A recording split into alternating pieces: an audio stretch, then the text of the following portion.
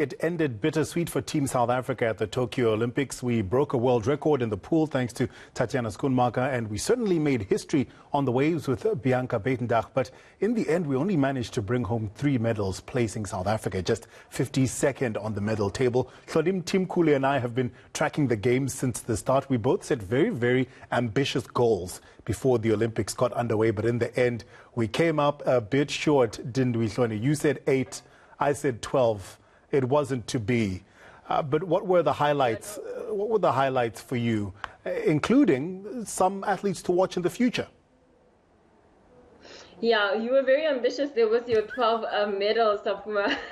But I think, sure, the highlights were obviously Tatiana Schoonmaker and her gold and her silver in the breaststroke, and Bianca obviously in the surfing. And then I think after that, it's just when you try to look at what else could there have been, I think it was just lots of disappointment and lots of, there was a highlight, Jean Spies, I think he finished, I think in the top 10 or 20 of his event, and Kyle Bluffnut finished in 6th position rather in the shot put. So that was something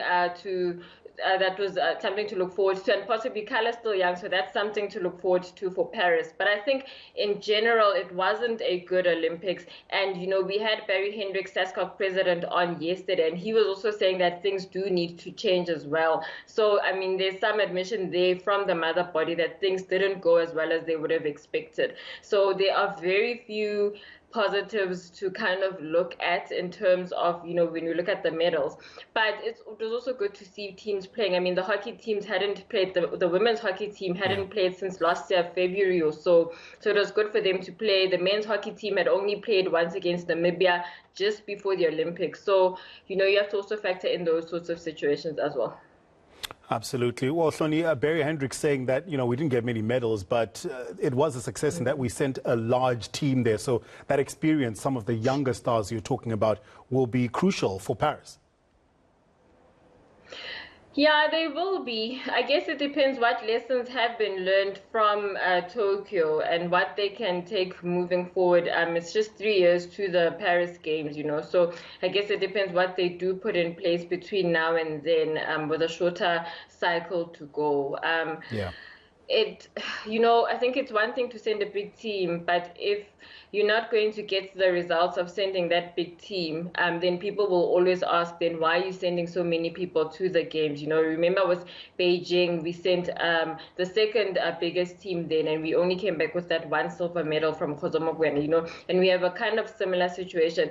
Although I also think that, we must be realistic. We've never really been a big medals winning country in the first place, and I think 2016 was a misnomer actually. So, there is also that to think about what is realistic for us and what is a far out reach for what we would like to have.